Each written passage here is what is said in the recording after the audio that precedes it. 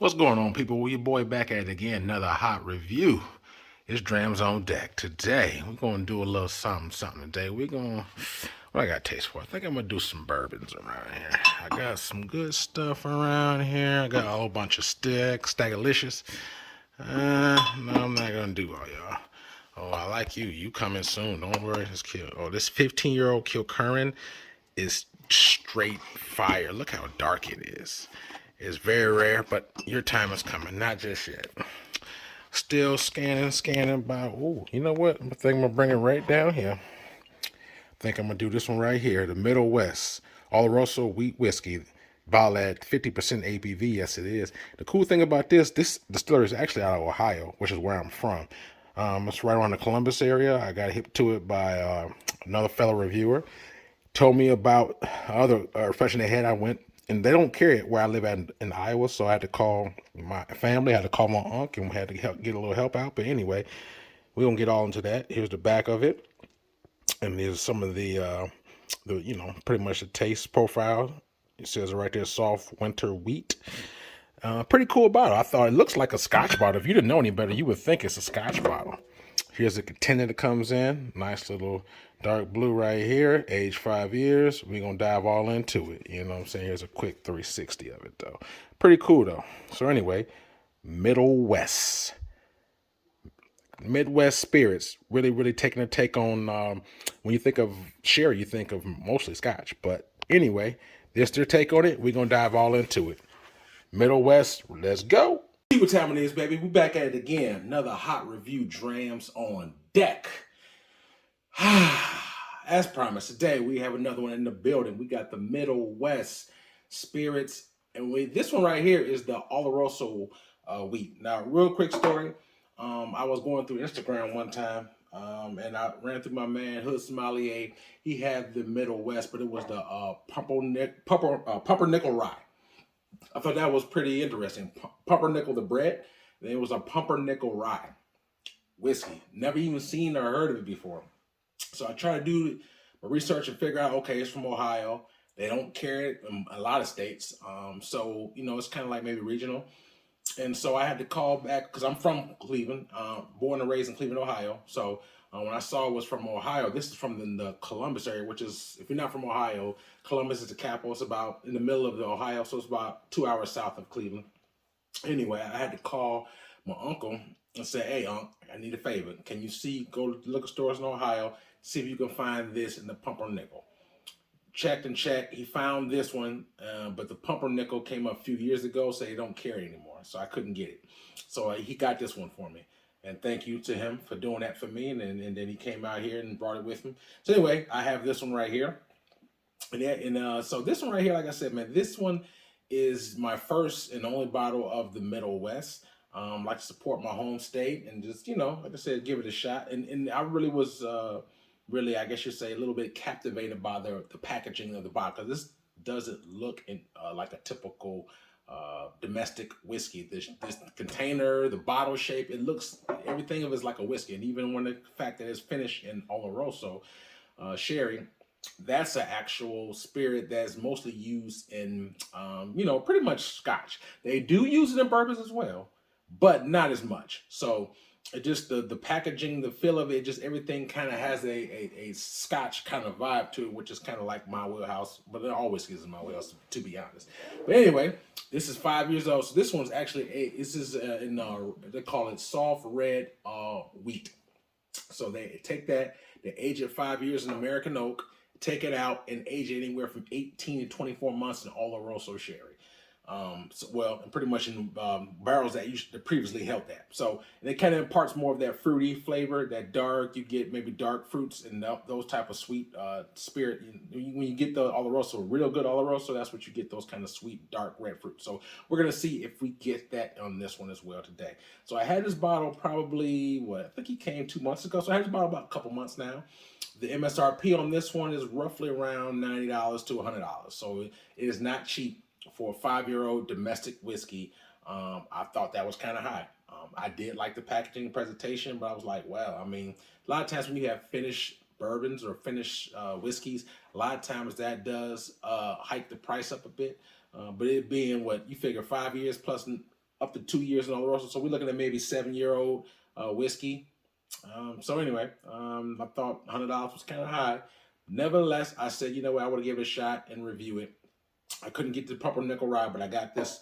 And so, yeah, as always, we going to nose it, we going to score it, and we going to taste it.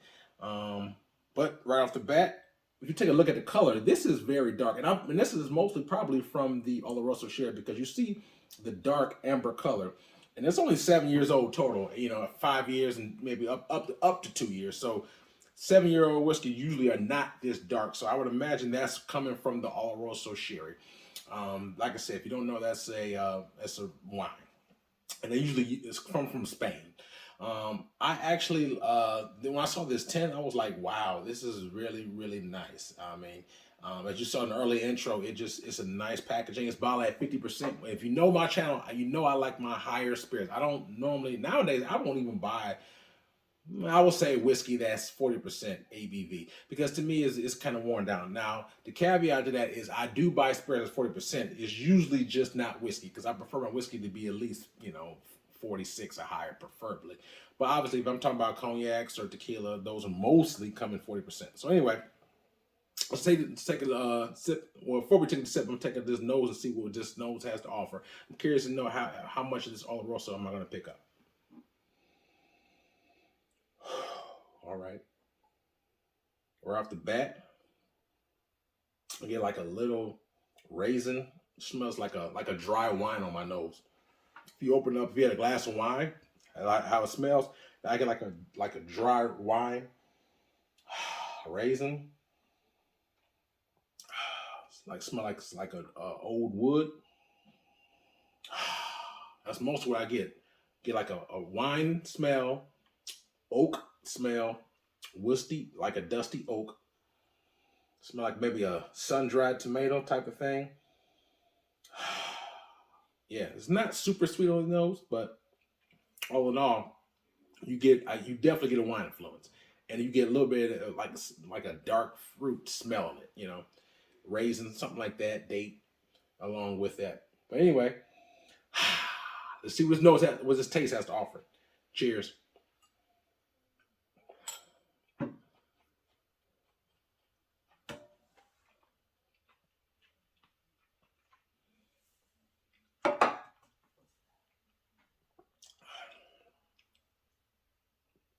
All right, now, as always, I take 2 sips. First sip opens me up, opens my palate, but probably now my palate is getting sensitized to the heat, to the spirit. And that second sip kind of dives down deeper and soaks in my palate, so I can give you a little bit more of those notes. Okay. Right off the bat, it's not as sweet as I thought it would be. One more nut sip. Mm.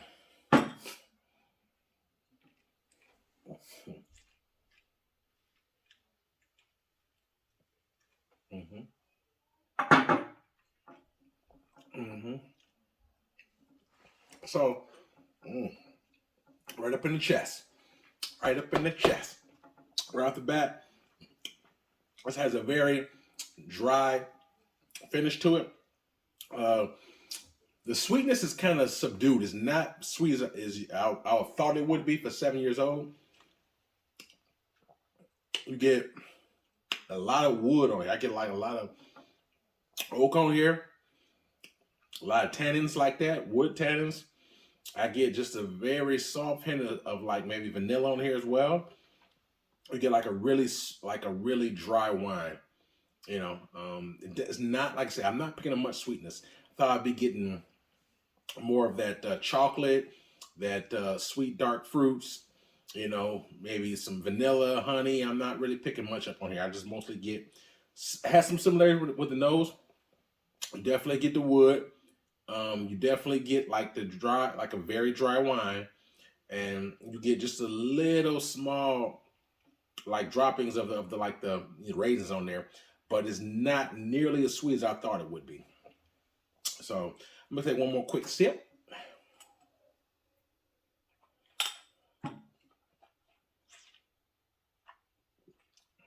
Yeah,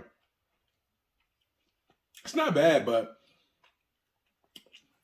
to me, I'm not picking up the sweetness from the sherry. No, mostly Oloroso sherry has a sweet finish to it.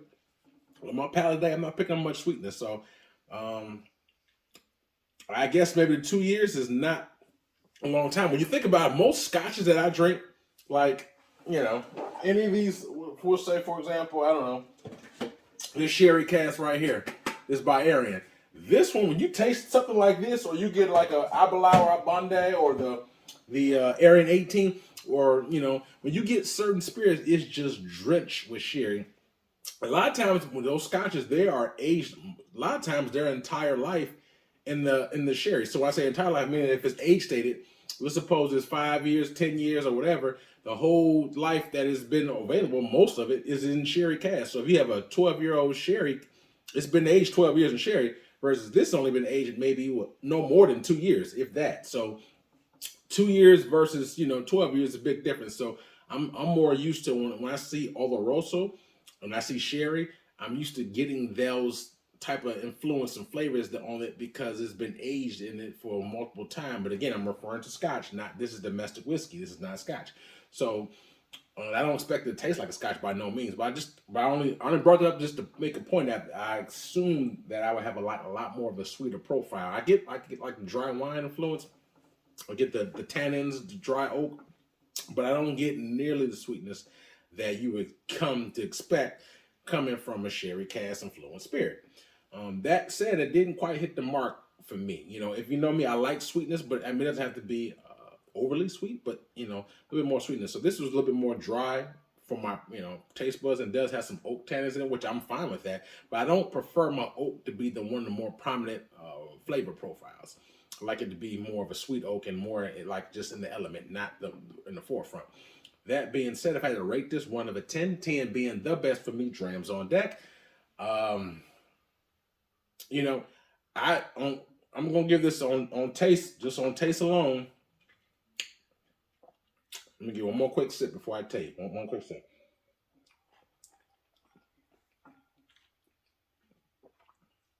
Yeah, I get like a really like a bitter. Bitter's not always bad, but like a bitter oak, dusty oak tannins, like a really dry wine, and the finish is kind of medium on it, but I don't really pick up as much as those sweet Oloroso or like the wheat. Maybe it's the wheat. I don't know. Soft wet. I've never had Ohio wheat before. Um, Keep in mind, I'm from Ohio, so I got love from my hometown. But I must say, I'm not impressed with this spirit. I'm not impressed. I thought that it would be better. I thought it'd be sweeter. I love the presentation. But for me, if I rate this 1 of 10, 10 being the best, um, I give this a 6 and 3/4, a 6.75 for me, just under a 7, which is an average, a little bit above average score.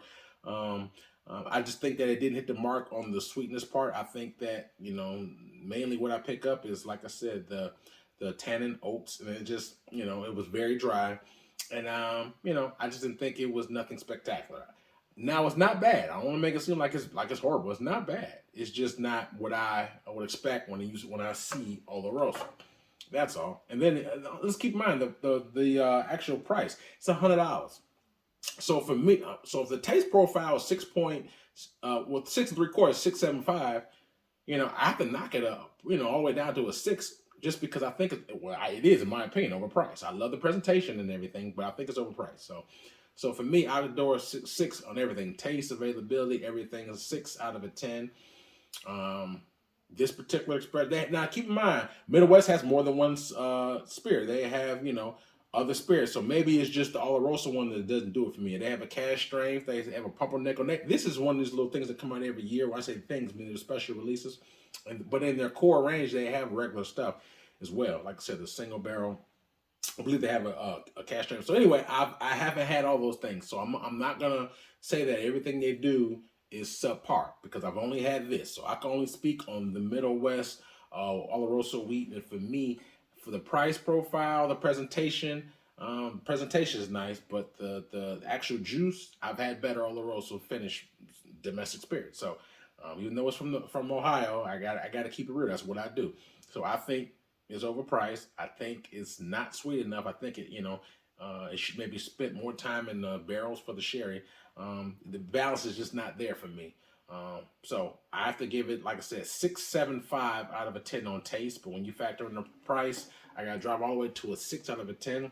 To me, it's okay, but it's definitely not something that I would buy into the bottle of or anything like that. So I like the presentation, but just to me, it slightly missed the mark for me. So, but it is what it is, man. I keep it real. So anyway, if you never seen this bar before and you run across it, I will still give it a shot. Maybe, like I said, now if you like the flavor profile, because you're gonna get a very dry wine, so people who drink like red wine or something like that, they may like that drying effect with a little bit of oak. That may be quite up their alley. To me, that's not quite my preference, so that's why I gave the mark that I did. But if you see Middle West, I will also try the other, spirits, because they have a multitude of other things other than just this one. So I'm going to give it another shot. When next time I go back to Ohio, I'll probably stop by and see and try at least one other spirit from them and see if that one's a little bit more towards my liking. But for the Oloroso wheat, Oloroso door 6 out of a 10. Like I said, man, it's just a little too dry for me and a little too much oaky. And I'm not picking nearly the sweet tannins that I would think I would get, like the red berries, fruits, any vanilla, honey, nothing else. I didn't pick up any of that. But if you had this, please hit me in the comments. Let me know your thoughts and your opinions on this Middle West or any other Middle West that you've had from their distillery. I'm curious to know people's thoughts and opinions, and that's why I do these reviews. I definitely want to get your feedback. So if you ever had an experience with any Middle West, please drop your comment and let me know. So I give knowledge and I receive it as well. So please let me know your thoughts and opinions on this as well, man. But yeah, just for me, this one a little too dry for me. So all in all, I got more hot reviews coming your way. Also, I have an Instagram page, so please check out my Instagram page. I have some reviews in there as well. Also, I have a cash at Patreon if you do choose to support. All in all, I enjoy, man. Stay tuned. More hot reviews coming. Drams on deck. Yes, sir.